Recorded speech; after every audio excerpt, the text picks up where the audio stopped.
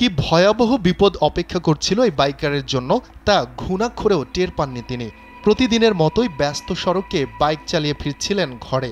হয়তো অপেক্ষায় ছিল সন্তানেরা, কখন ফিরবে বাবা, অথবা নিশ্চিন্ত মনেই অপেক্ষাটা করছিলেন প্রিয়তমা স্ত্রী।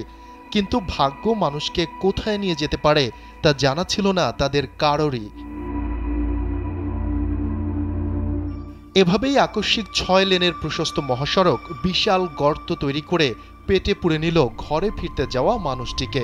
সামনের প্রাইভেট কারটি গর্তে পড়লেও শেষ মুহূর্তে অলৌকিকভাবে বেঁচে যায়, কিন্তু ভাগ্যটা সদয় হয়নি বাইকারের ওপর। হঠাৎ তৈরি হওয়া ৬০ ফিট সিল্ক হোল বা গর্তে পড়ে নিখোঁজ হয়ে যান তিনি। ইনসেক্ট রিপেলেন্ট মাস্টার ব্যাচ যুক্ত আরএফএল ওয়ার্ড্রোব, কাপড় যত্নে রাখার নাম্বার 1 সলিউশন। দুবাই ভিত্তিক ভিডিও সরবরাহকারী প্ল্যাটফর্ম ভায়োরি জানিয়েছে, ঘটনার সঙ্গে সঙ্গেই সেখানে পৌঁছে যান উদ্ধারকারীরা। দীর্ঘ ১৮ ঘন্টা ধরে তাকে উদ্ধারে চলে প্রাণান্তকর প্রচেষ্টা। শ্বাসরুদ্ধকর সেই অভিযান শেষে যখন তাকে উদ্ধার করা হয়, তখন নিস্তেজ দেহটায় ছিল না প্রাণের অস্তিত্ব। অনেক আগেই পৃথিবীর সাথে সম্পর্কটা চুকে গেছে হতভাগা এই বাইকারের। দক্ষিণ কোরিয়ার রাজধানী সিউলের পূর্বাঞ্চলে স্থানীয় সময় সোমবার এই হৃদয় বিদারক ঘটনা ঘটে। পেছনে থাকা একটি গাড়ির ড্যাশ ক্যামেরায় ধরা পড়ে সেই দৃশ্য।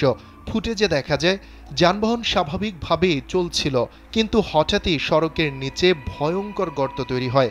তখন দ্রুত গতিতে এগিয়ে আসা মোটরসাইকেল আরোহী ব্যক্তিটির থামার কোনো সুযোগই ছিল না।